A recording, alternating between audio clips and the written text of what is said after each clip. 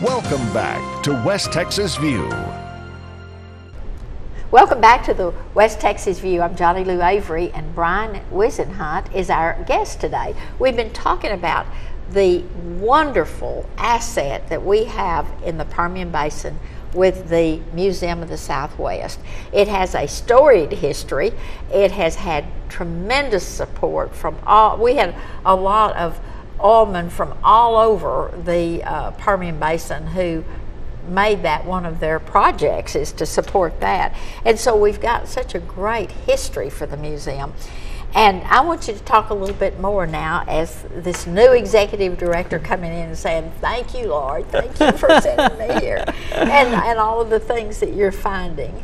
Well, my background as far as what I studied in school was public sculpture, and that was really my focus, was the built environment and public sculpture. And when I went to Kansas, I had the opportunity there to work with a really tremendous collection of American art, and that became really my passion in art and art history, was the story of America as told through our visual artists. And so I really got grounded in that story, and part of that is the experience of the artists who came to the Southwest and who became enamored with Taos and with Santa Fe, with the culture, with the geography, and that's what I think really excited me about the collection, was the Hogan collection and all of these wonderful representations of artists who worked and loved that part of the country. So I'm really excited to have a chance to spend more time with that and to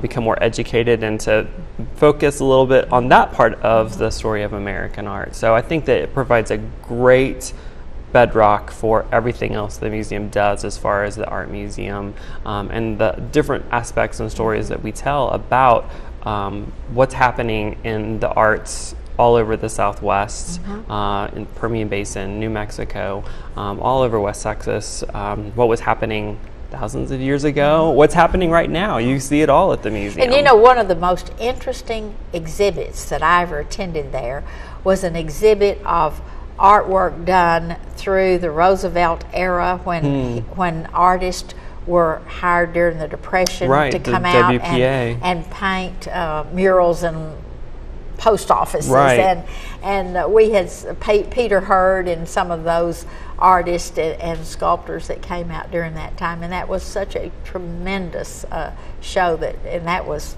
a number of years ago. It sounds like an exciting exhibition. Yeah. I mean, it's a really important part, again, of the story of our country and how that was reflective of what was happening in the arts. And I had a foreigner tell me one time that this was their favorite museum because this was the country that they recognized because they had been brought up on movies, Western movies, and so they thought all America looked like you know, the craggy mountains and the desert and all of that. Oh, that's fun. That Tom Mix and Roy Rogers and Charles Bronson and John Wayne were riding over. And so yes, and when you talk about whether it's sculpture or whether it's the picture, the artwork in other forms, when you're talking about the Southwest, that really makes a difference. But also, I had one time what came to an exhibit about jewelry that was made by Indians and pottery that was made by Indians, and that was. We have such a breadth of collections at the museum. We have a fantastic painting by Norman Rockwell. It's not on view right now, but we also have a large collection of artifacts and archaeological specimens. So there's just a great diversity of what we can do, and I think that is, as what you asked in the last segment, what attracted me again to the Museum of the Southwest, the diversity of collections and the diversity of opportunity. And in the work that I've done in museum education, my entire career has largely been built around collaboration, working with community groups, working with sister organizations to really create special and important experiences for guests. And I saw that here's this campus with these 4 different opportunities and a lot of chance to connect them and connect the experience that visitors have with all 4 of them. So to me, that felt like something really special and really important, and just something I wanted to be a part of. So that's why I decided to take this job. And when you say the 4 areas of the museum, are you including the garden? Yes, the public sculpture collection, and we consider that one aspect of the experience. Blakemore Planetarium, the Blakemore Planetarium, Children's Museum, and then the Art Museum. And then the Art Museum. Yes. And the Art Museum is primarily in the house and the garden.